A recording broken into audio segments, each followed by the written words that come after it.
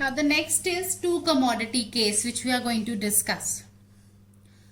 When one commodity case is clear, two commodity case becomes very easy to understand. Now here also law of DMU applies, but in a different way. That is, it is known as law of equimarginal utility, which helps here in optimum allocation of consumers' income. Now what is law of equimarginal utility? So it is, according to law of equimarginal utility, a consumer gets maximum satisfaction when ratios of MU of two commodities and their respective prices, that is, the ratio of MU of two commodities and their respective prices are equal, and MU falls as the consumption increases. Now, if you did not understand this, I'll explain you with the help of these points. Now, the condition for one commodity case was MUX upon PX equals to MUM. Okay, this is the first equation. Now, here two commodities we are taking to consume. So, it will be MUY upon PY. The second commodity is Y. The equation becomes MUY upon PY equals to MUM. Now, if MUX upon PX is equal to MUM and MUM equals to MUY upon PY, so ultimately we got that MUX upon PX gets equal to MUY upon PY, because MUM here also is taken as constant, say 1.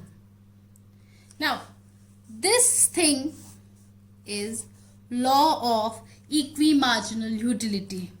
It's written here, ratios of MUs of two commodities and their respective prices are equal.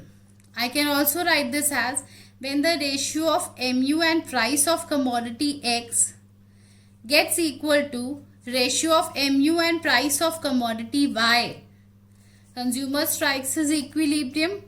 This is also law of equimarginal utility. Now here we have again used some maths. How? Now MUX upon PX equals to MUY upon PY. Transposing MUY on the left hand side, it will come here as the denominator, and transposing PX here to the right hand side, it will become the numerator here. So it can be written as MUX upon MUY equals to PX upon PY. MUY is taken here and PX is taken there. So this is the point where consumer will attain his equilibrium in two commodity case. This is what is written here. When the ratios of MUs of two commodities, the ratio of MUs of two commodities is MUX upon MUY, gets equal to their respective prices, PX upon PY, then consumer gets maximum satisfaction, that is, consumer attains his equilibrium. This is known as law of equimarginal utility. I hope I am clear. Okay, now here in the given equation, if prices of both the commodities tends to get equal, that is when PX equals to PY, equation will be, now say for example PX and PY are equal, then it will be, even when MUX gets equal to MUY, consumer attains his equilibrium. So there are many ways of expressing the same thing. I hope I am clear. Anything can be asked to explain. So all the things are I am trying to explain here. Is that clear? Now, further exaggerating the point, this is the equilibrium which I discussed with you. Now, if equilibrium is not struck, then what all chain effects take place in order to get the equilibrium struck? This is what you are going to study now. In the same first condition of consumer equilibrium, that is the ratios of MU is equal to the price of both the goods. Now, same is further discussed here. Suppose MUX upon PX is not equal to MUY upon PY. MUX upon PY is greater than MUY upon PY. Then what? Now, as you can see it very clearly that MUX upon PX is greater. Now here, so the consumer is getting more MU, that is more satisfaction, in case of consuming good X rather than good Y. Therefore, he will buy more of X and less of Y, because the more the thing gives you satisfaction, you try to buy more of that commodity. This will lead to fall in MUX, because now here when a consumer increases the consumption of commodity X, law of DMU will be applicable. Due to law of DMU, more and more consumption of that commodity will give him lesser, like MU of that commodity keeps on diminishing. So when consumer increases or buys more of X, then his MUX falls. On the other hand, MUY will rise. So MUX was more, MUY was less. Now on buying more of X, MUX will fall, and on the other hand MUY will rise, and this will continue till the equilibrium is struck, till MUX upon PX gets equal to MUY upon PY. I hope I am clear. Now the other opposite part is, if MUX upon PX is not equal to MUY upon PY and MUY upon PY is more than MUX upon PX. It can be said anyway that MUX upon PX is less than MUY upon PY. It means the same. Now here, as you can very well see, the opposite of the above point is to be written. That consumer gets more satisfaction, that is more MU in case of Y as compared to X. Therefore, he will buy more of Y, less of X. The moment he increases the consumption of Y, his MUY will fall and MUX will rise. So MUY was more, it will fall. MUX was less, it will rise, and this continues till equilibrium is struck. That is MUX upon PX equals to MUY upon PY. So this whole was the first condition in which I discussed everything. Second condition for consumer equilibrium two commodity case is MU falls as consumption increases. This is all because of law of DMU, you all know that. Okay, now here the things are very clearly discussed. If, say for example, MU does not fall as the consumption increases, then consumer will end up buying only one good, which is unrealistic. So consumer will never reach his equilibrium point. So for equilibrium, MU has to be falling. If MU does not fall, then equilibrium is not attained. To explain this two commodity case in a better way, I have again used one schedule and a diagram to explain it. So I'm going to discuss it now. Now the schedule is something like this. You have to suppose a consumer wants to spend rupees 40, or he has only 40 rupees to spend. Sorry. Where price of X is rupees 5 and price of Y is rupees 10 per unit. Now the next is the table given. Table first column shows you units 1, 2, 3, 4, 5, 6. Second column shows you marginal utility of X 50, 45, 40, 35, 30, 25. Marginal utility of commodity Y, MUY is given 80, 70, 60, 50, 40, 30. MUX upon PX is the next thing which you will find. What is MUX? The values are given to you. PX is 5. So 50 divided by 5 and 45 divided by 5 and so on. What you will get is MUX upon PX. So the values which you will get is 10, 9, 8, 7, 6, 5. Is that clear? Next, MUY is given to you. Next column which we are going to find is MUY upon PY. PY is 10. So it will be 80 divided by 10, 70 divided by 10 and so on.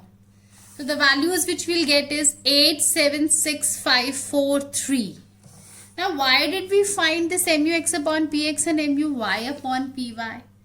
I hope it is very clear that the condition for the equilibrium two commodity case is when MUX upon PX gets equal to MUY upon PY, consumer strikes his equilibrium. So, can you tell me one point where MUX and MUX upon PX is equal to MUY upon PY? This is the point. MUX upon PX is 8. MUY upon PY is also 8. When for commodity X, how many units consumed? 3 units. For commodity Y, how many units consumed? 1 unit. So I have written here first situation. When a consumer consumes 3 units of X and 1 unit of Y, the condition gets satisfied. So using an equation, I have expressed it. That units of X purchased into price of X plus units of Y into price of Y. Units purchased for commodity X is how many? 3 units. Price for commodity X was how much? Rupees 5. That is into 5. Makes it 15. Plus units of Y consumed here is 1. What is the price? Price of commodity Y is 10 into 10. So how many rupees is a consumer spending here? 15 plus 10 is 35. He has how many rupees to spend? 40. So it's not equal. So he's not going to be satisfied at this point. Next. Any other point where MUX upon PX is equal to MUY upon PY? Yes. 7 and 7. This is how many units of X? 4 units.